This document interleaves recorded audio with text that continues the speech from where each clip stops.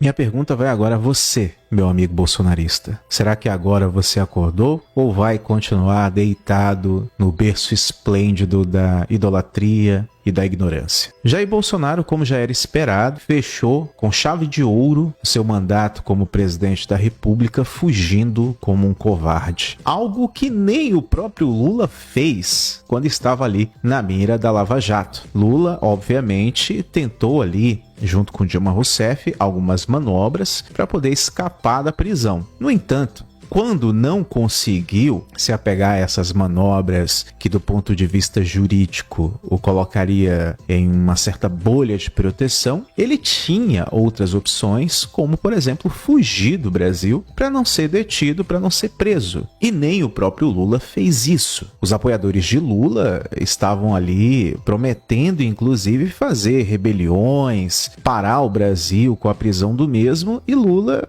orientou a todos que não façam isso, me deixe ser preso, não estou gostando, mas nós temos cartas na manga que podem estar nos ajudando aí. E talvez essa prisão tenha sido muito estratégica e muito benéfica para Lula. Alguém que, como diz o meu amigo Marcelo Brigadeiro, era um leproso político que ninguém queria estar perto e passou por uma reviravolta do ponto de vista político, partidário, eleitoral, extraordinário. E quando eu uso a expressão extraordinário, eu não estou aqui comemorando isso. Não, eu estou falando extraordinário no sentido de que foi impressionante. Como alguém sai do limbo político e se torna uma espécie de salvador da pátria. Ou seja, qualquer coisa é melhor do que esse cara que está agora aí na presidência, que é o Jair Bolsonaro. E como o Nando Moura costuma falar, é preciso ser muito lixo, podemos dizer assim. Essa expressão, não existe outra expressão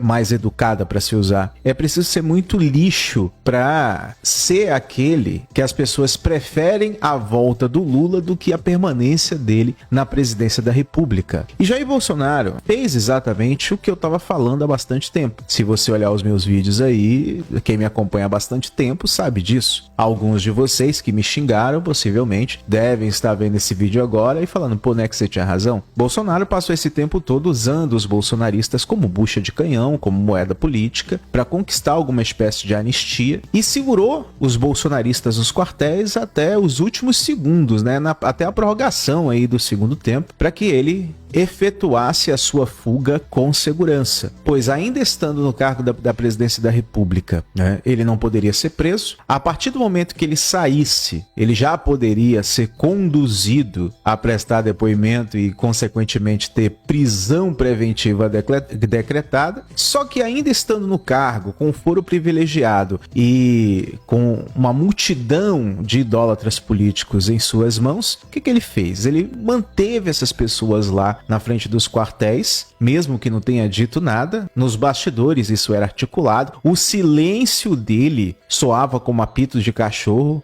como uma espécie de mensagem secreta e oculta para que as pessoas continuassem fazendo essas badernas que nós vimos aí. E aí, no último segundo, ele consegue ir embora, ainda mantendo essas pessoas nos quartéis. E antes de ir embora, meio que fala para as pessoas, olha, obrigado aí por vocês terem ficado nos quartéis, tá? Fiz o que eu pude, tô saindo fora, tá? Pro chamado momento sabático, quando na verdade é uma fuga da cadeia. Ele e seus filhos já estavam vendo bem antes disso a questão da cidadania italiana. E a questão é, Jair Bolsonaro, ele vai continuar fugitivo político dentro da narrativa bolsonarista? Vai continuar um fugitivo, um foragido da justiça brasileira para não pagar pelos seus crimes? Ou será feita alguma espécie de acordo, alguma espécie de manobra para que Jair Bolsonaro seja entregue à justiça brasileira para responder pelos seus atos criminosos durante seu mandato? Se você caiu aqui de paraquedas, você já deve estar pensando que eu sou lulista ou algo do tipo. Não, muito pelo contrário. Eu sou uma das pessoas que mais batem no PT. Não pertenço à esquerda, não pertenço a nenhum partido político. Então, será que depois desse abandono de Jair Bolsonaro visível, algo que eu estou falando há bastante tempo, que Jair Bolsonaro já abandonou os seus no meio do caminho há bastante tempo e só usou as pessoas para benefício próprio, será que depois de tudo isso você vai conseguir enxergar que nem todo mundo que fala mal do seu político de estimação quer dizer que apoia Lula, ou que é lulista, ou é de um partido de esquerda ou algo do tipo? Será que agora você consegue enxergar isso? Ou você vai continuar ainda dentro dessa bolha doente, dentro dessa bolha cheia de manipulações e de narrativas que visam apenas te transformar numa espécie de gado, de massa de manobra para alicerçar o projeto de poder falido e fracassado de Jair Bolsonaro? Isso também ocorre do outro lado. Muitos petistas, muitos apoiadores de Lula não conseguem enxergar mais nenhum erro cometido pelo PT, não conseguem enxergar as contradições da defesa de Lula em relação às acusações que o acometem, justamente porque levantaram a bandeira ideológica, colocaram a bandeira ideológica em primeiro lugar, e assim como a narrativa que sustentou Jair Bolsonaro no poder, cala a boca, não fala nada senão o PT volta, a mesma coisa será usada de uma maneira muito mais aterrorizante pelo governo petista. Ei, cala a boca, fica quieto, não fala do Lula, não fala do PT, senão o Bolsonaro volta, senão o bolsonarismo volta, senão um novo Bolsonaro surge. Então, nós entramos mais uma vez no ciclo vicioso, em um ambiente completamente deplorável. Sinto muito estragar o seu final de ano aqui, trazendo algumas realidades, né, passando algumas verdades no meio da sua cara, mas às vezes se faz necessário. Se existe algum voto que você deve fazer agora para 2023, é prometer para si mesmo. Não fala para ninguém, não queira se aparecer. Fala para si mesmo. Prometa para si mesmo que nunca mais vai idolatrar político. Prometa a si mesmo que vai cobrar aqueles que você votou e não idolatrar, e não ficar defendendo, e não ficar passando pano. Quando se trata de política, nós precisamos partir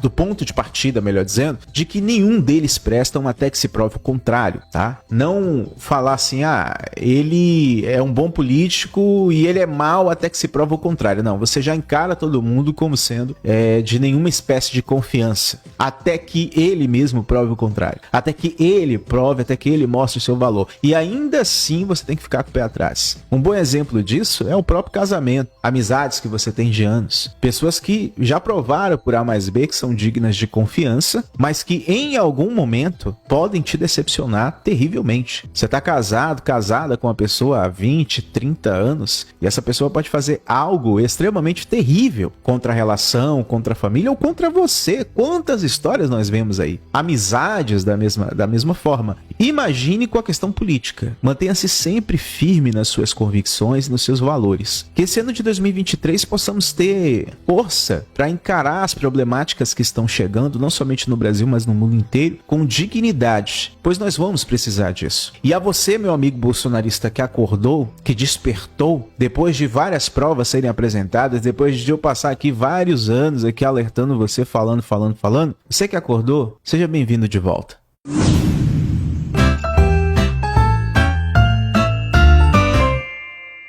Uai, seu app de vídeos curtos.